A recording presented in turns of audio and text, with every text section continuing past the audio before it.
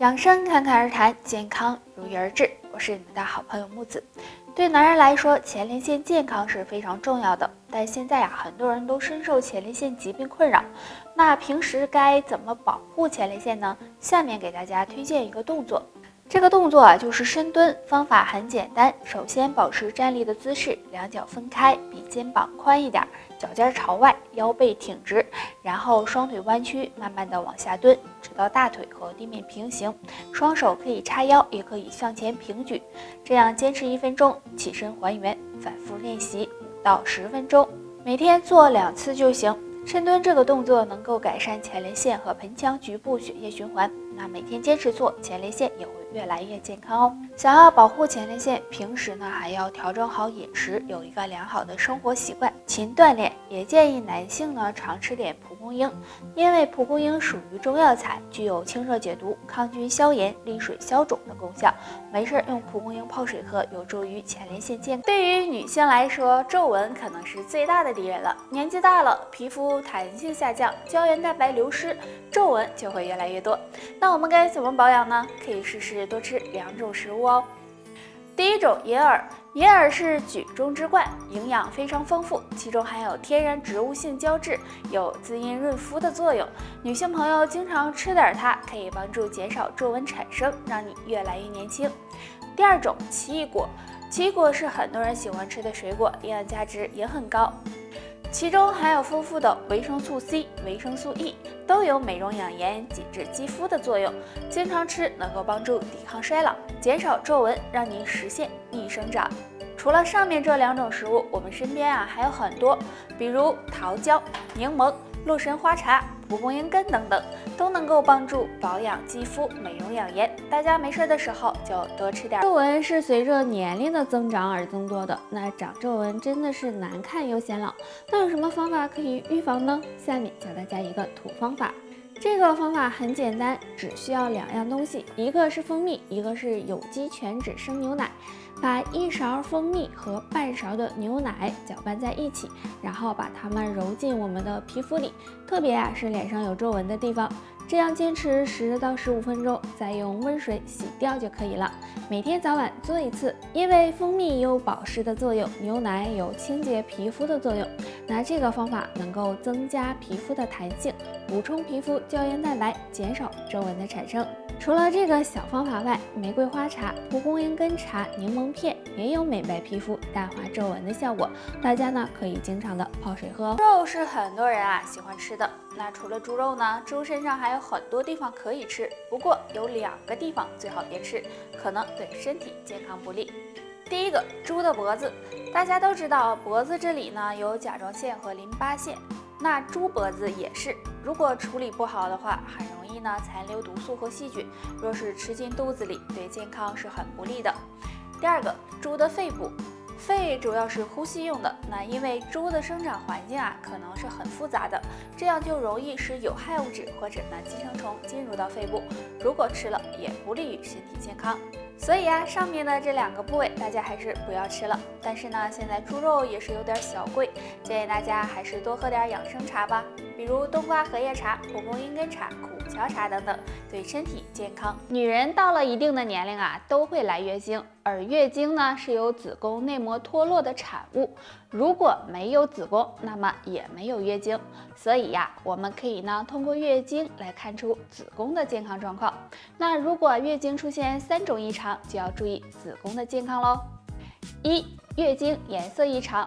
正常月经颜色应该是红色，若发现经血变黑或者是红中带黑，就可能是子宫出现问题了。2、月经量过多。本来挺正常的月经若发现月经量突然变多，也要小心是子宫出现了问题。3、突然停经。如果不是到了该停经的年龄，出现停经的情况，也要小心是子宫出问题了。那上面这3个异常，如果你都没有的话，说明子宫保养的还不错。子宫对女性是非常重要的，但是很多人平时生活和饮食的不注意，就可能会伤害到子宫。那下面木子给大家总结了3个不利于子宫健康的行为。经期吃生冷食物，那女性经期啊，抵抗力和免疫力都比较低，若是吃生冷食物，不注意保暖，容易呢使寒气入侵，出现呢痛经的情况，不利于子宫健康。爱生气，经常生气会影响气血运行，时间长了体内堆积毒素，那子宫也会受到影响，所以啊，女性朋友要经常保持一个乐观的心态。总熬夜。熬夜呀，真不是一个好习惯。那长期熬夜呢，会导致内分泌紊乱，影响身体排毒，对子宫健康也有影响。所以呢，这个行为最好也不要有。如果呀，这些行为你都没有的话，子宫保养的还不错哦。放屁是生活中常见的现象，可能啊，你吃多了产气的食物，放了个屁，也可能你消化不良了，放了个屁。有人说这没啥呀，那你知道经常放屁和从不放屁哪种更健康吗？我们先来说经常放屁的人，正常情况下，我们每天放屁次数是在几次到15次，但如果超过20次，就要注意调节消化功能了。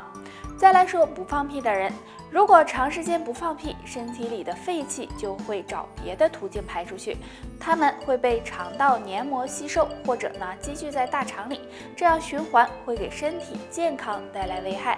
所以不放屁未必是好事，放屁多可能是坏事，大家要注意了。那对于肠胃不好的朋友，平时啊要多注意养胃。养胃的方式有很多，可以通过运动，也可以通过食疗，比如山楂干、山药、红豆薏米茶、蒲公英根等，有很好的健脾养胃、帮助消化的。现在啊天气越来越冷了，那么感冒的人啊也多了起来，总是咳嗽还痰多。如果咳嗽总不好，肺部呢也会很难受。那今天教大家一个方法，希望可以帮助到你。这个方法就是用枇杷叶煮水喝，拿几片枇杷叶清洗干净，就是把叶子后面的绒毛洗干净，然后在锅中加入水，把枇杷叶放进去，可以呢加几颗冰糖，用小火煮，煮到水的颜色变成褐色就行了，然后倒入碗中，可以稍微的加一点蜂蜜就可以喝了，每天可以少量喝。